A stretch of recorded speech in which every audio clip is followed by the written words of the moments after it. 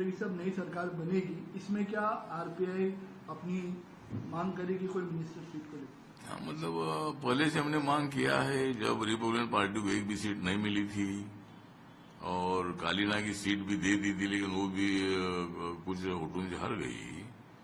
धारावी की सीट हमको दिया था, लेकिन उनका नाम के लिए वो सीट थी, वो तो कैंडिडेट भी उनका था, सिंबल भी उनका था। लेकिन देवेंद्र फडणवीस जी से जो बात हुई थी उसमें रिपब्लिकन पार्टी को एक मंत्री पद देने का वादा पहले से हुआ था जब एकनाथ शिंदे जी की सरकार आई थी। लेकिन विस्तार में आरपीआई को लिया जाएगा ये आश्वासन दिया था, लेकिन विस्तार ही हुआ नहीं और इसीलिए तब हमको 2.5 साल में मंत्री पद नहीं मिला था।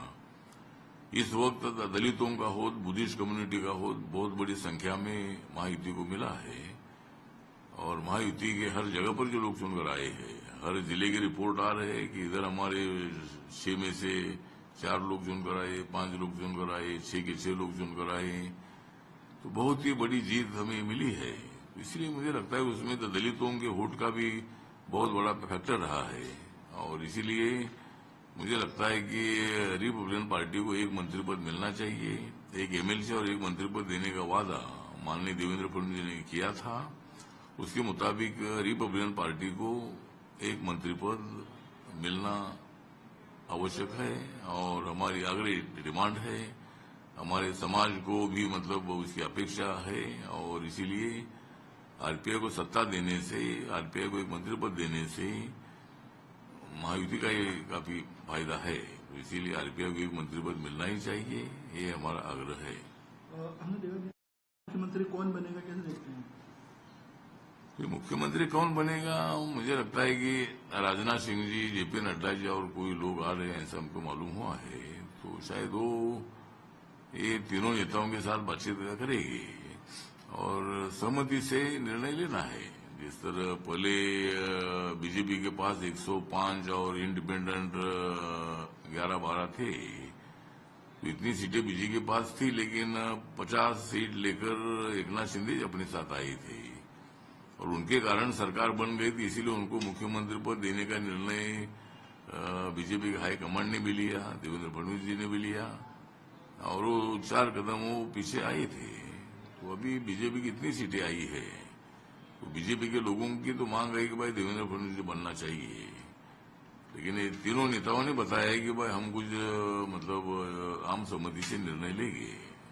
अभी तो क्लियर मेजोरिटी मिली है, विक्ट्री अपने तो अच्छी विक्ट्री अपनी बन गई है और हमारी तो हो गई है विक्ट्री, लेकिन महाविकास आघाड़ी की बंद हो गई फैक्ट्री, मतलब उनकी फैक्ट्री तो बंद हो चुकी है और एकनाथ शिंदे जी ने 57 सीट जीती है और महाविकास आघाड़ी ने 46 सीटें उनके पास है। तो मतलब पूरे महाविकास आघाड़ी से भी ज्यादा सीट एकनाथ शिंदे ने जीती है। अजीत दादा ने 41 सीटें जीती है और अजीत दादा से 5 सीटें ज्यादा महाविकास आघाड़ी है। तो मतलब ये बहुत बड़ी जीत हमारी है और इनका मुंह पूरा काला हो चुका है, ये मुंह दिखाने लायक नहीं रह गए हैं और अभी मतलब जिस तरह लोकसभा में उनके फेवर में वोटिंग हुआ था, सब ईवीएम मशीन अच्छी थी और लोगों ने अच्छा वोटिंग किया ऐसा बोल रहे थे और अभी जब हमको इतना वोट मिला है तो इसमें कुछ गड़बड़ियां है, इसमें और कुछ काला है, इसी तरह की बातें करना ठीक नहीं है।